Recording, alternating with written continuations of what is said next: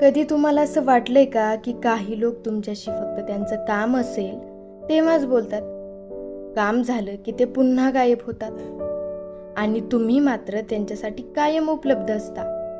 सुरुवातीला हे लक्षात येत नाही, कारण आपण त्या नात्याला जपण्याचा जास्त प्रयत्न करत असतो.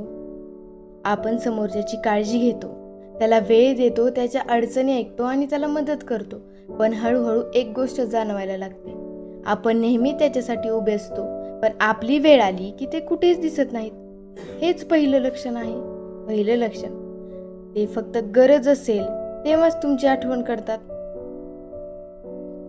फोन, मेसेज किंवा भेट सगळं त्यांच्या कामापुरतंच मर्यादित असतं. दुसरं लक्षण, तुम्ही कितीही मदत केली तरीही त्यांना धन्यवाद किंवा कदर कदाचितच नसते, कारण त्यांना तुमची किंमत नाही, त्यांना फक्त तुमचा उपयोग महत्त्वाचा वाटतो. तिसरं लक्षण, तुम्ही नाही म्हटलं की त्यांचा स्वभाव लगेच बदलतो. जे लोक खरंच तुमच्यावर प्रेम करतात किंवा तुमची काळजी घेतात ते एका तुमच्या नाहीमुळं कधीच बदलत नाहीत, पण जे फक्त फायदा घेतात ते लगेच दूर जातात. चौथं लक्षण, ते तुमच्या भावना समजून घेण्याचा कधी प्रयत्नच करत नाहीत. तुम्ही दुःखी आहात का तुम्ही आनंदी आहात, अडचणीत आहात याची त्यांना काहीच पर्वा नसते. पाचवं आणि सर्वात मोठं लक्षण, त्या नात्याला तुम्ही सतत थकत जाता. तुम्हीच फोन करता, तुम्हीच मेसेज करता, तुम्हीच समजूत काढता आणि शेवटी तुम्हालाच वाईट वाटत राहतं.